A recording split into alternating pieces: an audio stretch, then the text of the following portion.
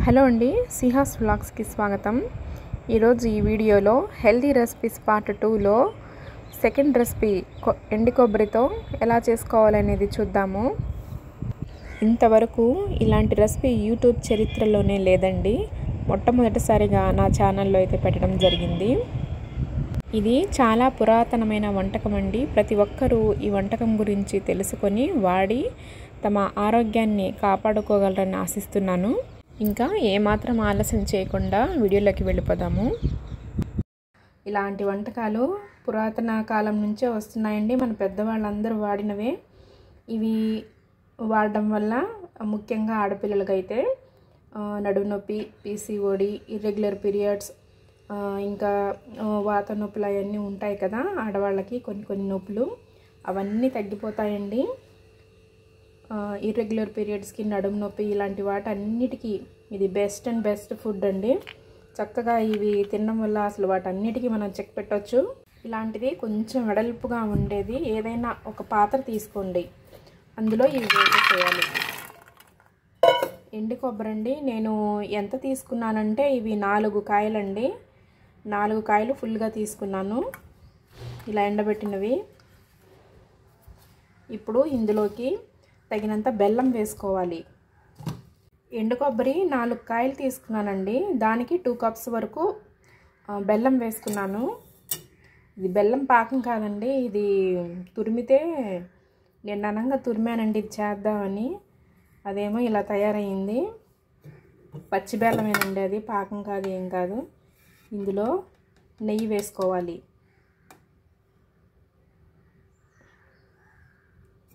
గేదె నెయ్యి వేస్తున్నానండి. మీ దగ్గర ఆవు నెయ్యి ఉంటే ఆవు నెయ్యి వేసుకోండి. ఆవు నెయ్యి ఉంటే చాలా మంచిది.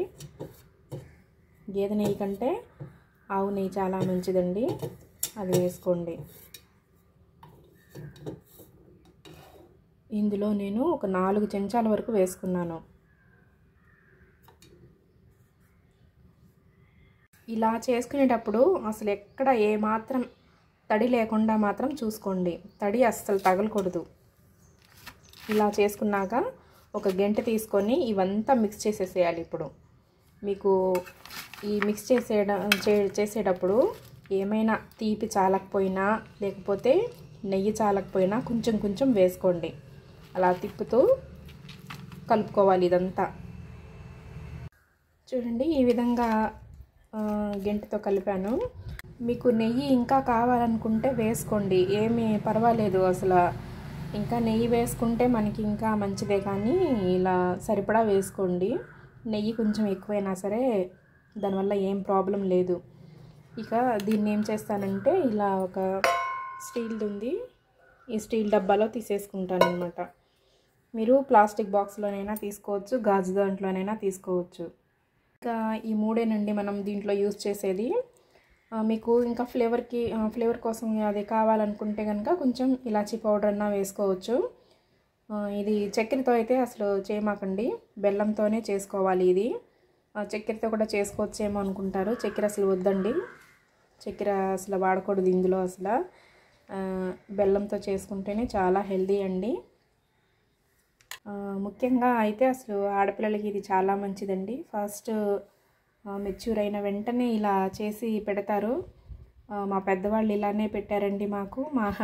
మా పిల్లలకి మేము ఇలా పెట్టుకుంటున్నాము ఈ రోజుల్లో. ఇప్పుడు ఇలా ఏదైనా నోటికి రుచిగా ఏదైనా తినాలన్నా సరే ఇది అప్పుడప్పుడు ఇలా చేసుకొని తినొచ్చండి, హెల్దీ ఫుడ్.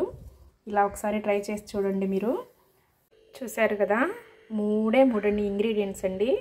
అసలు ఏ మాత్రం పొయ్యితో పని లేకుండా చక్కగా హ్యాపీగా ఇలా చకచకా చేసేసుకోవచ్చు మనం. ఎంతో టైం పట్టదండి.